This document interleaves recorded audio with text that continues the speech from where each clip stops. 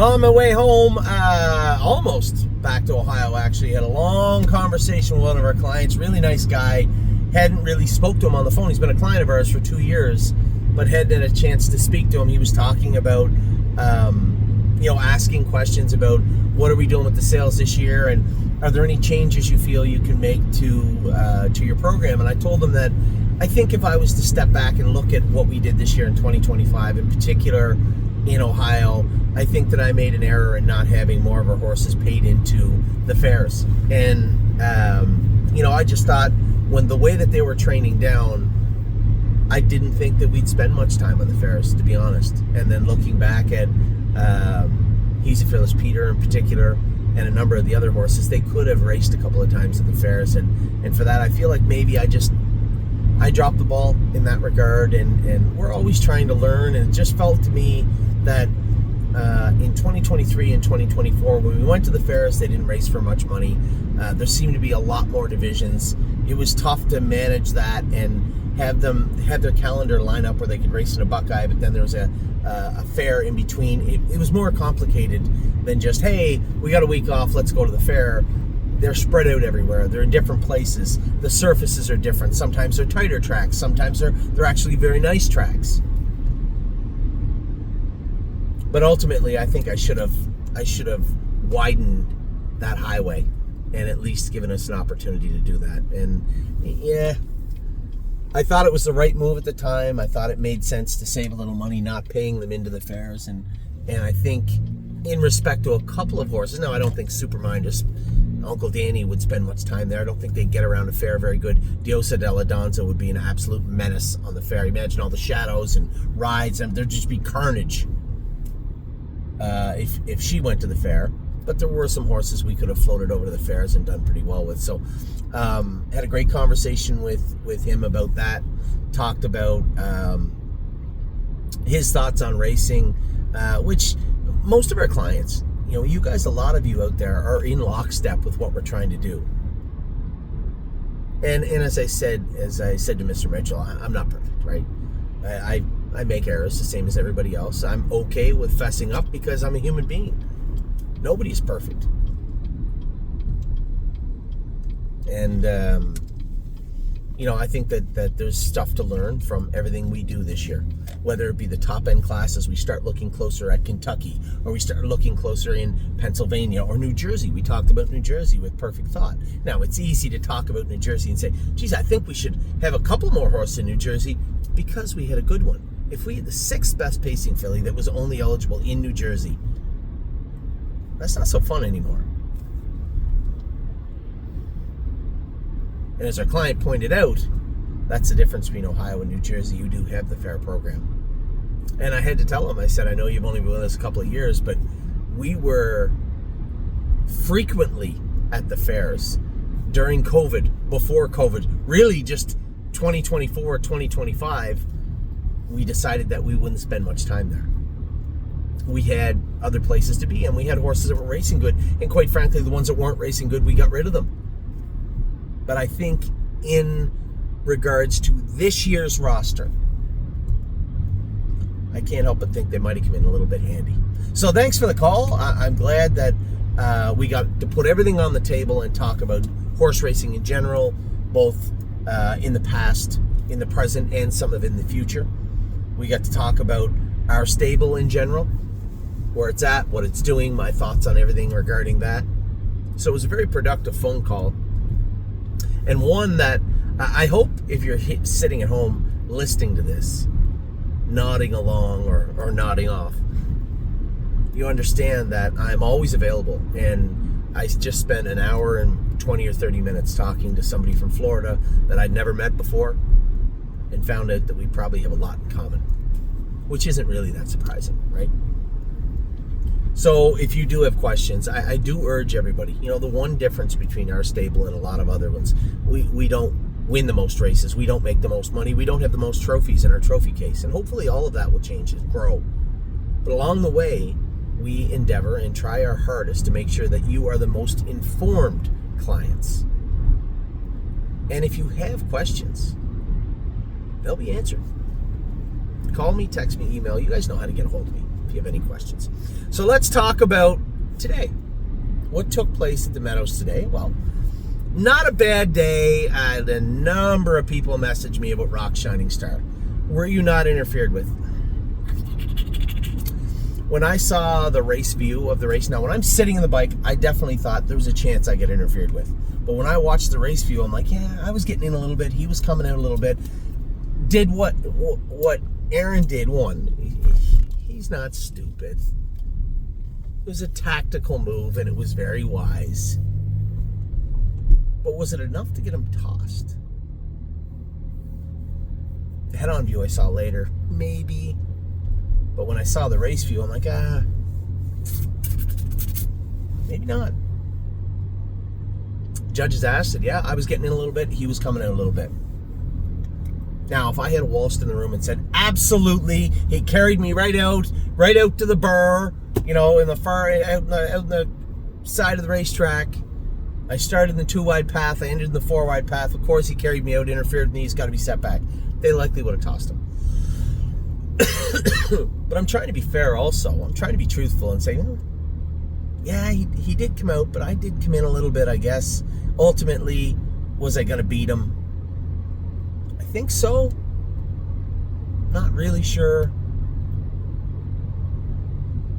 And there is that voice in my head saying, do you know how many times you've done the exact same thing to every single human being you race against?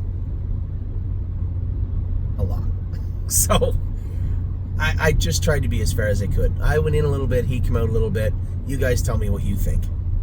And that's kind of how I left it.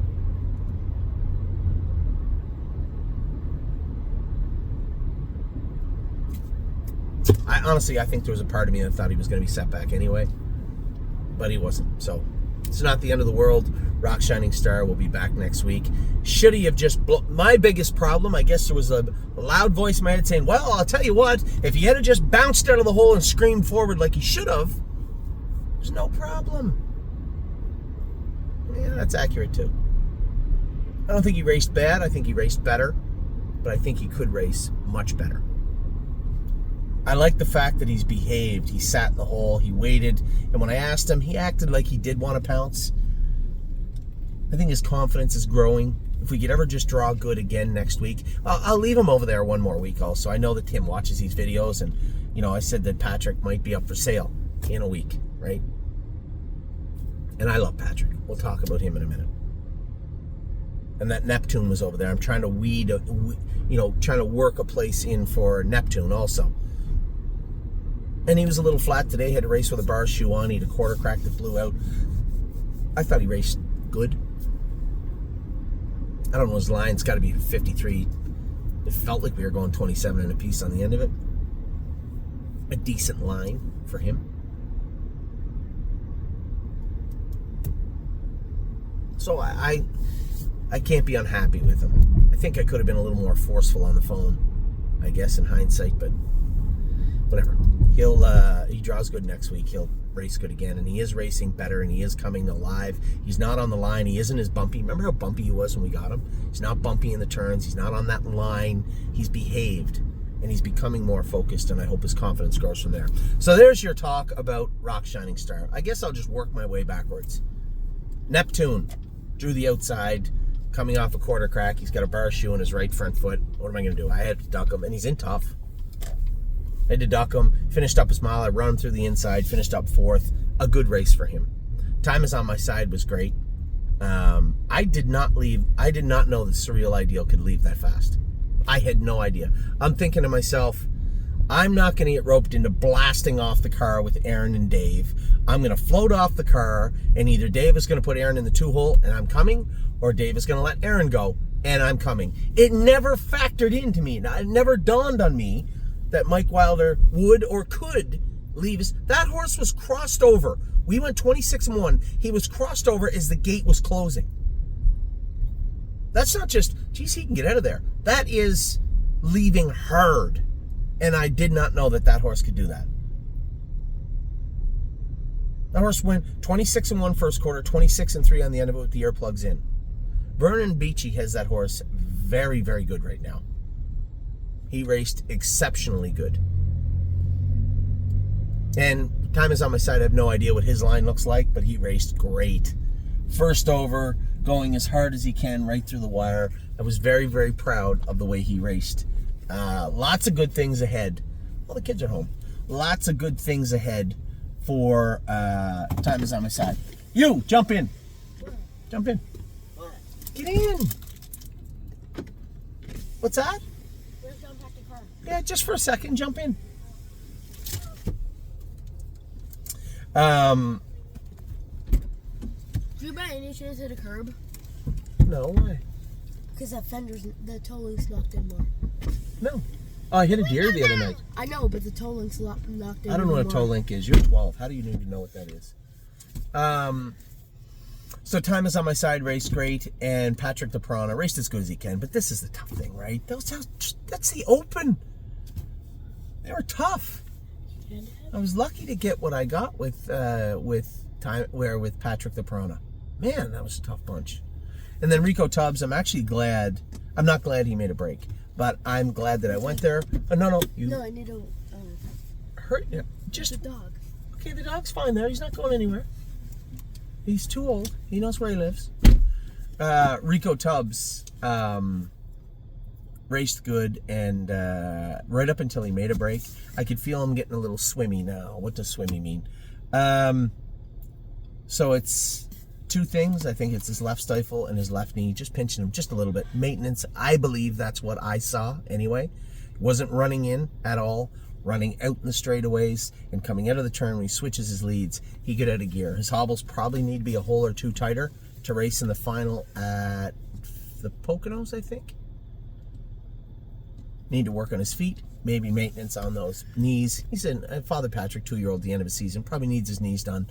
And I would guess that left stifle. Put a gating pole on the outside, and I think Rico Tubbs will be fine for the final. Had I not driven him today, had he not made that break, nothing I just told you would have... Oh, watch what you're doing there. My bad.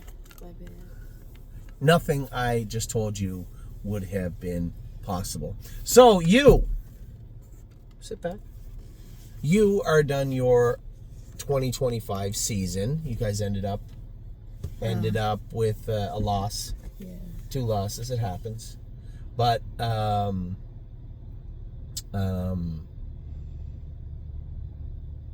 for most people that don't know this, Ollie is going to be playing baseball in Ohio next year, right? You made your decision. I left the decision up to you. And it's your first major decision of your life, actually. What's wrong, honey? Can you take me to ride my bike soon? In a minute, all right? I got to finish this.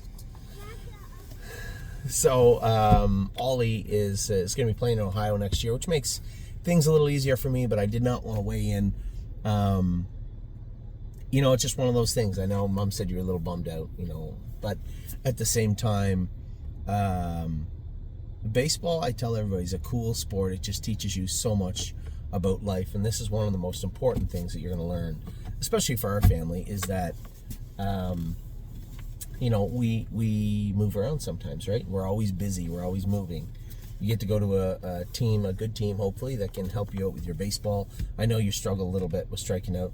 It's almost like they knew that you struggled with that outside pitch. That kid pitched you the same way the last 2 times he pitched to you. Not one pitch was on the inner half of the plate. You know what's that? I can't imagine they're scouting these kids, but either the pitcher was really smart and paid attention, or the catcher, or they had... Did that team have notes on the thing, same as the last team did? Yeah. Maybe they do. Every one of these teams had really smart, analytical people. It's like those little playbook things that the quarterbacks have. Yeah, on the wrist that's exactly what they are. Yeah. Anyway, stuff like that we have to work on. But I'm glad that you had fun over there today. I wish I was driving to Ohio or to Ontario right now to watch you tomorrow. But I'm glad you had fun. There's Mommy. You coming to do the opening with me? Hi, Turkey. I'm being swarmed. Anyway, a good day at the track. Great conversation on the way home with one of our clients. A good day at the track. Rico Tubbs, I learned a lot from that break today, and what I learned was exactly how it won't happen next week. Addie, stop. Get off the car, baby. Patrick the Piranha raced as good as he could, but again, I got some soul searching to do with respect to Patrick DePrana moving forward. Time is on my side. Race tremendous. A very, very good race from that horse leading up to what'll be the Eward Memorial next week. And Surreal Ideal and horses that are supposed to be better than both of us are going to be in there. But you know what? Time has been a great horse. Neptune race good and will only get better. What? There's your number one fan in the window right there. Who? In the window, right there. I don't see who you're talking about. Cruz? Oh, yeah. Time is on my side. Race great. Neptune raced as good as he could. Some stuff to work on with him, but he'll come forward now. I like his attitude, this horse. He's another one of those horses that's kind of growing on me moving forward. And as I said, Rock Shining Star. My fault. My bad. I should have been a little more forceful, and I wasn't. So that is Pennsylvania in a nutshell today. We have now look, I booked off Freedom Hill thinking that I was going to be at your baseball tournament. So I get to watch Aaron Merriman at 2-1 drive Freedom Hill tomorrow. And then I'm going to go to the races and drive Gaslight Hall and Foxy Seaside. And all of Kentucky racing on Monday. And Tomboy Strong, I'll drive her at Scioto on the same day. So Amy and I got our opening video to do. I have the racehorses to talk about, and then the videos are all done for the week. I hope you guys are having a great weekend wherever you are. We'll talk to you all very soon.